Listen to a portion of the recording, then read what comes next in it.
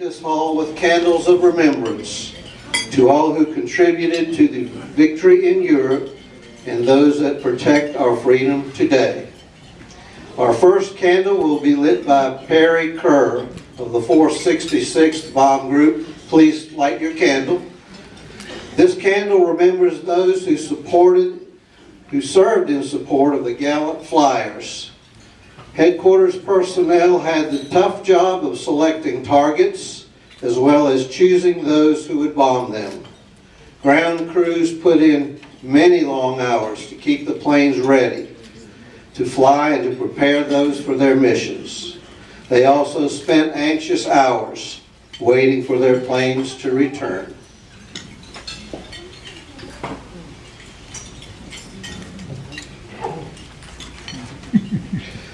Our fourth candle will be lit by Bob Doolan of the 92nd Bomb Group.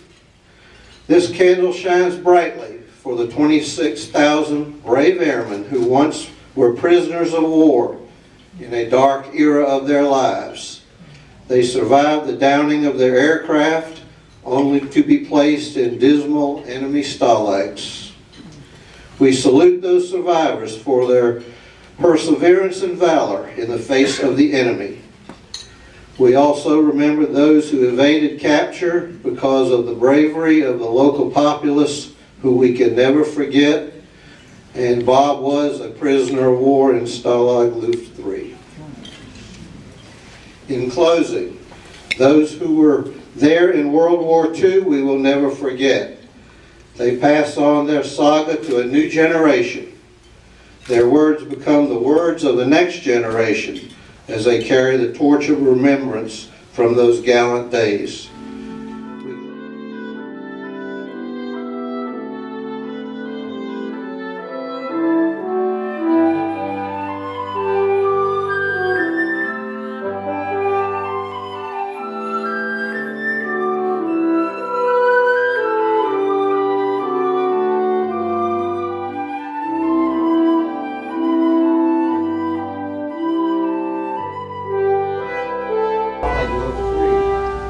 I was at Stalag Luft III 16 months, and I figured that's where you probably want to ask the most questions.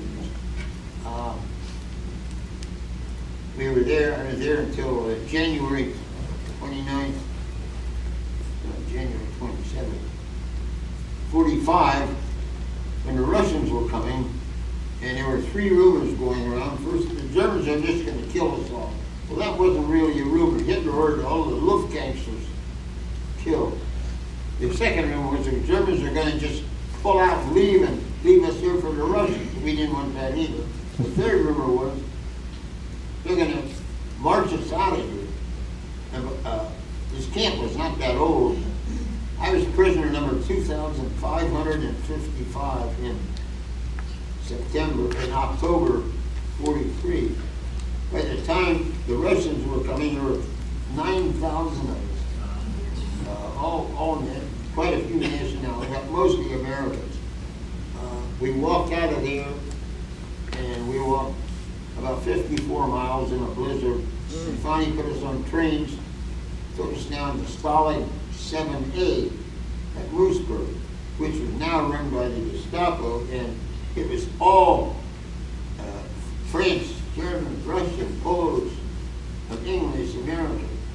And it was gradually getting big. They're pulling all our prisoners in to the center of Germany.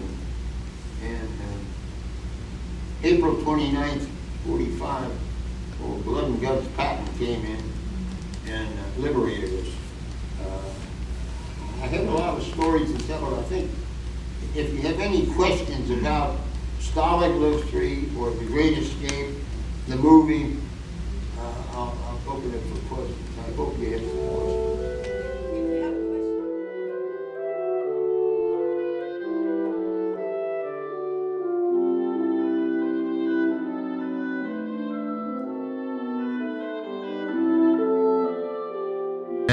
to 38% Italian Greece.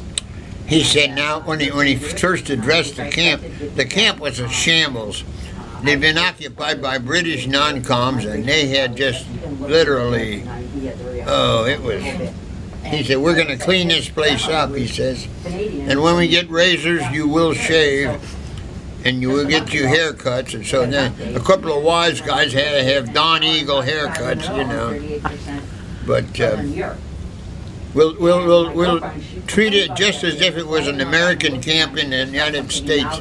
Not a lot of saluting or anything like that. But as we're going to show these Germans, we would, if we were walking, we would walk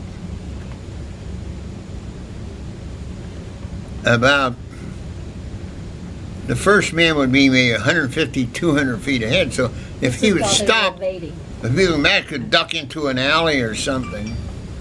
And if we were on a train, why, our guide would be in another car. But we would walk. I was the first man. I walked up to this quote safe house, and I just touched the doorknob, and I mean, in an instant, that door was open. I was pulled inside. The door was closed. I was hit over the head, gag in my mouth, handcuffs on, and pushed to the floor. So I got a Purple Heart. You said you were the one I spoke with that was in Stalag Luft 3 and did the march, correct? Yeah. Yeah, because They called it a death march. There was Stalag Luft 1 or 4 walked hundreds of miles. We only so when did you march? January 27th at 2 o'clock in the morning. It was about 8 degrees Fahrenheit and maybe 8-10 inches of snow on the ground. Fortunately, by this time there were 5 compounds in this one big camp, so the first 2 had gone out, so the snow was beat down a little bit. All I remember for the first, I don't know how many hours, was just the backsides of the 3 men in front of me. You got to know them well, huh? So how many hours did you walk? Did we walk? How many hours? We walked from 2 o'clock in the morning until 2 o'clock the next afternoon. 12 hours. Yeah, he was like commander. No, nothing hot. Good, yeah. I must look younger. It could be. You had the hat on. Yeah, you had the hat on. Yeah. So, and this is Elmo's son Tom. My son Tom. Yeah. Hi, Tom. Hi. One of my you. sons. Yeah. Yeah. Elmo lives in Canoga Park, California. I went to pilot school in Tulare. And Tulare? You know where that is? Oh, yes. You know where Visalia is? You know where Fresno is? Yeah, it's up Oh, there yeah. off Yeah. 99. This is sister about lives- 60 miles east of Fresno in the San Joaquin. I see, okay. My youngest sister lives up Beautiful there place. at the entrance to Yosemite. Well, this is right south of the Sequoia Yeah. National Park. I was happy as a bug. Yeah, she has a place out there in the mountains, really. Near Bass Lake, you know, probably where Bass I married a girl from Kansas. Lawrence, Kansas. She was from Salina, Oh, just north of Wichita, well, I 60 see, miles okay. north of Wichita. yeah, I used to teach at University of Kansas. Strange courtship. I went overseas. I only saw her 7 or 8 days. We were married 70 years. Yeah. Yeah. And you, how many kids? That's pretty good. 3 kids? 3 children. 3? Yeah. Patty's the middle one. My sister Mary is younger. My son Tom is older. Yeah. We don't see him very often. He lives in Knoxville. Primary 2 was years in unbelievable. Texas. I mean, Almost all my Primary in was, Texas. like Good food? Good food in primary? Oh, and we had rooms. 2 rooms connected, only 2 men in each room. As far as I remember, you had to pay for your own uniform, so. Oh, And goodness. we wore, I don't know how they did that. We wore essentially officers' clothing. We wore the officers' little wings. You didn't have to buy your own clothes? We had to buy our own clothes at primary, I guess yeah. what I thought, yeah. Yeah. At primary pilot school, we had upper class lower class the first 5 weeks, and upper class the second 5 weeks. Upper class, yeah. I was upper class, and I got Yeah, a they call. patterned it after West Point, you know. I got a call to come to the CO's office. Didn't think I'd done anything. I walk in, he says, Doolan. I said, yes, sir. How would you like a 3-day pass to go to Hollywood? I said, well, there must be more to it than that, sir. He said, yeah, well, I've got a lower classman that just soloed. You soloed when you're... And he says, his girlfriend just wrote him a Dear John letter. And he's really broken up. I don't want him taking an airplane up Wow. and killing himself. I want you to take him to Hollywood and make him forget that girl. I said, well, you can stay from Friday to Sunday. And I said, can I take a couple of other senior classmen with him? Because I didn't have a car, and this one did. So there 3 upperclassmen took him down there, and we went to the Chinese theater, we went to the Beverly Hills, we went to the nightclub, Palladium Ballroom. Wow. Oh, yeah. And Wow. we danced with starlets. They said they were starlets. They thought so, anyway. Is this the village picture you keep looking That's for? the one I like best, yeah. This is Where was that? That's Harry Potter's world. No. Did he draw that? Yeah, you painted this, right? Yeah.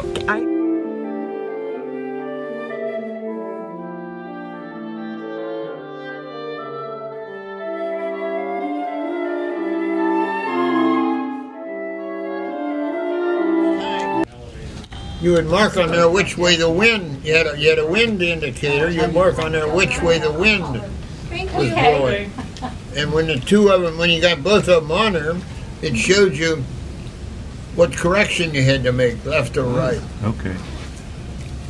But it's Yeah, it's really stacked. What's the name of that piece again? Just a slide rule. E6B. E6B, Yeah. in-flight computer.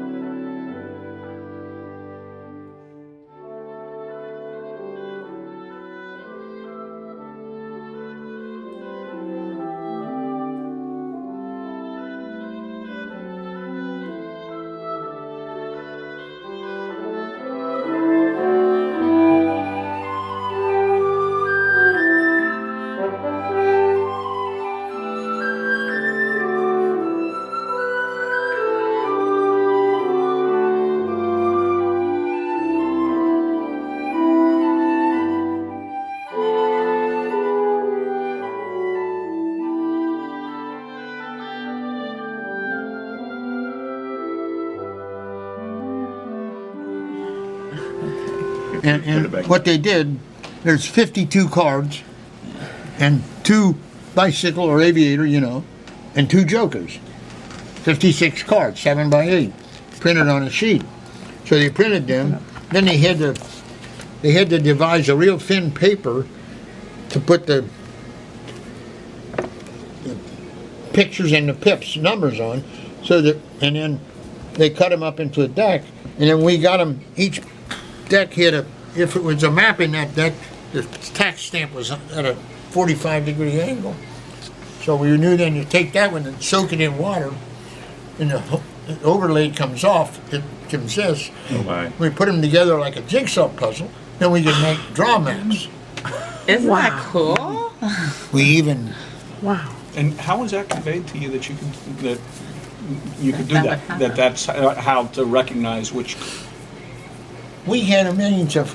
We had, as I say, the BBC, Okay. and then later prisoners coming in.